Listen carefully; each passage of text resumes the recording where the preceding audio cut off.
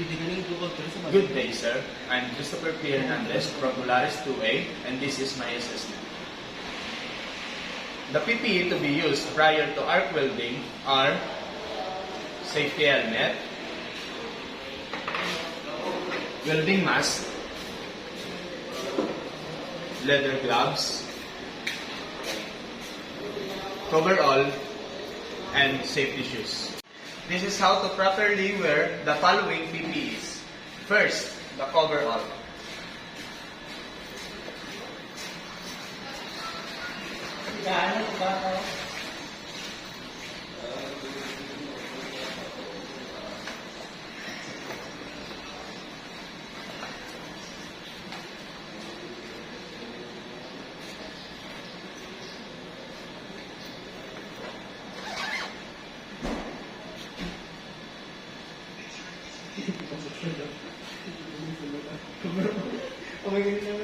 Second is the safety shoes.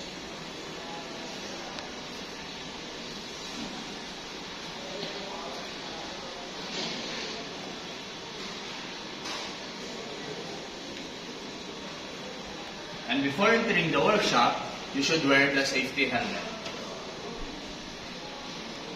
And before you start the electric arc welding, you should wear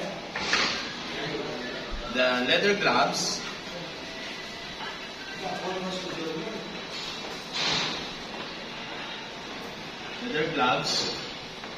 your welding mask,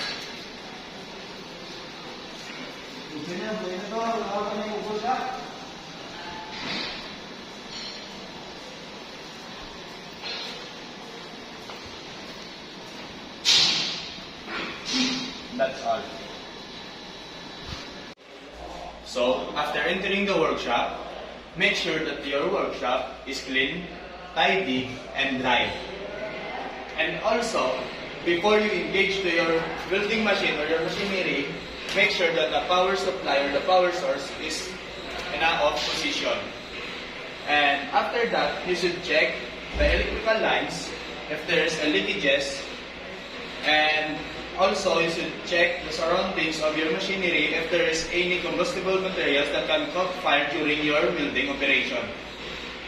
After your welding operation, you should make sure that you should put the equipment in the proper places, and also to switch off the power source and clean the surroundings of your workshop from the slugs and dirts. And also the equipments that you use, like overall, welding mask, safety helmet, and leather gloves should be put or stored in their proper places. That's all. Thank you.